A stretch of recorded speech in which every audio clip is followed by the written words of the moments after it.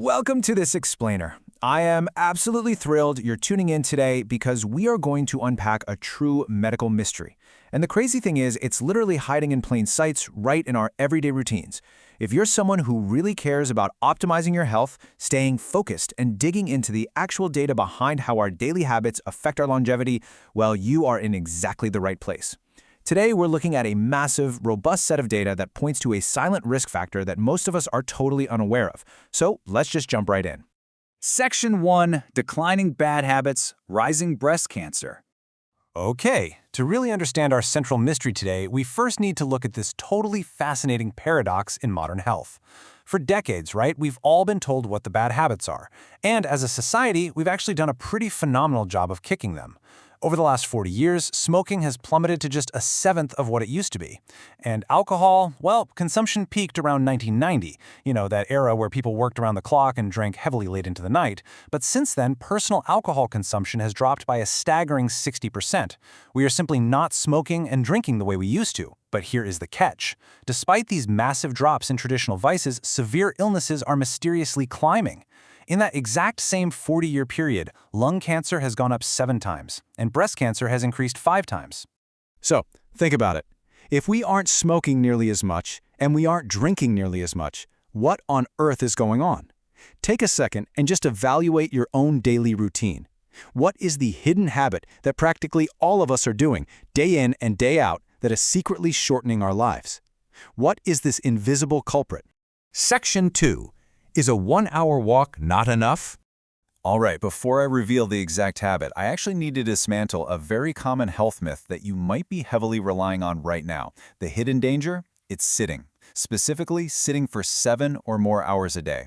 And really think about your day for a second. You commute to work on a train or in a car, you're sitting. You get to the office, work at a desk for an 8-hour shift, you're sitting. Maybe you even eat your lunch right there at that same desk. Then you commute home, crash on the couch, eat dinner, and scroll on your smartphone. When you add it all up, hitting that 7-hour mark is almost effortless for most of us in the modern world. Now, I know what you might be thinking, but I use a fitness tracker. I walk 8,000 to 10,000 steps a day. I literally walk an hour to the office. Well, the source material makes it painfully clear. Even if you do all of that, the damage of prolonged sitting is not canceled out. It's a tough pill to swallow, but you cannot simply outwalk a 7-hour sitting habit. The health risks remain elevated regardless of that 1-hour walk. Section 3. Big data from 36,023 people. Now, you are totally justified in wondering where this shocking conclusion comes from. I mean, we aren't just guessing here. This is backed up by undeniable proof from massive multi-institutional research. Let's look at the sheer scale of this data. This comes directly from the JMIC study. That stands for the Japan Multi-Institutional Collaborative Cohort Study. Researchers tracked an incredible 36,023 Japanese women, aged 35 to 69, with a median age of 54.5. And they didn't just check in on them once. They observed them for a median of 9.4 years. During this huge observation period, which actually amounted to over 315,000 person years, 544 women were newly diagnosed with breast cancer. The researchers were then able to clearly compare the women who sat for less than 7 hours a day against those who sat for 7 hours or more. And this leads us to the crucial takeaway: 36%. For the women who were sitting for 7 hours or more a day, the hazard ratio of developing breast cancer increased by a massive 36% compared to the women who sat for less than 7 hours. That is a gigantic jump for a habit as seemingly harmless as just chilling in a chair. And keep in mind, while this specific study tracked breast cancer in women, the source notes that this profound lack of movement likely has sweeping implications across the board, contributing to all sorts of other health issues too. Now, as focused learners, it is absolutely vital we understand exactly how to read this data so we don't fall into unnecessary panic mode. A 36% increase does not mean you suddenly have a 36% absolute chance of getting breast cancer just because you work at a desk. It's what we call a relative risk increase. So let's say a group originally had a 1% base risk of developing the illness. Adding 7 hours of daily sitting raises that risk to 1.36%. It is definitely a significant proportional jump that we need to take very seriously, but understanding the math helps keep us grounded in reality. Section 4. Concrete steps to prevent prolonged sitting. Okay, so we know the problem. Sitting is silently doing us harm, and our daily gym sessions aren't just erasing the damage. So let's pivot from the problem to the highly actionable countermeasures we can implement literally right now to fix this. The whole key here is breaking up that continuous time spent in a chair. Major companies like Apple have famously transitioned to standing desks for their employees, which is great, but you don't need a fancy, expensive desk to make a change. Switch it up. Try walking meetings or simply stand up during a meeting just to keep everyone alert. Choose the stairs over the elevator. Every 30 minutes, safely use your desk for balance and knock out a few squats. Or do some deep shoulder rolls, kind of like you're swimming the crawl stroke backward. These simple physical countermeasures don't just help mitigate cancer risks, they actively prevent the back, shoulder, and knee pain that comes from your muscles basically deteriorating when you sit still for way too long.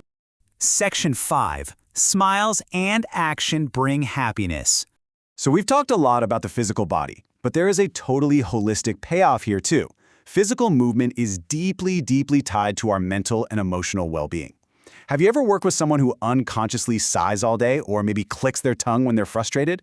Usually, if you actually point it out to them, they'll completely deny it because they just lack that self-awareness. And let's be real, this unconscious negativity completely repels people. You wouldn't want to approach someone who looks miserable all the time, right? The source highlights that true health requires being sanao, which is this wonderful Japanese concept of being honest, receptive, and open. If someone tells you that you're sighing, a sanao person says, "Oh, wow, I didn't even realize. When do I do it?" And then they actively correct it. Smiling and being completely open to feedback, that is the absolute foundation of emotional health. And to build on that emotional health, the source introduces a framework that I just love. The 10-minute reflection rule. Look, when you make a mistake or when you're just feeling really down, endlessly brooding over it solves absolutely nothing. The rule is super simple. You are totally allowed to reflect deeply on a problem, but only for a maximum of 10 minutes. You do it once in your life, and then you immediately pivot to taking action and creating countermeasures. Essentially, stop worrying and start moving. To perfectly illustrate how taking action brings joy, the source shares this truly surprising and honestly kind of funny anecdote.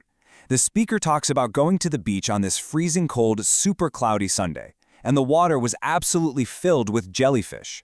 Despite knowing for a fact he was going to get stung, and spoiler alert, he did get stung repeatedly, he put on a brave face and swam anyway. Why? Simply to fulfill the wish of a loved one, Nori-chan, who desperately wanted to go to the sea.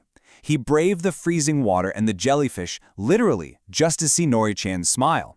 It really goes to show that taking active steps, even uncomfortable ones, for the sake of joy and connection is what truly makes life fulfilling. Which brings us to our final thought for this explainer. We've uncovered the hidden data behind the dangers of sitting, we've learned the simple physical countermeasures, and we've explored the profound mental benefits of immediate action and a genuine smile. So I want to leave you with a question to ask yourself right now.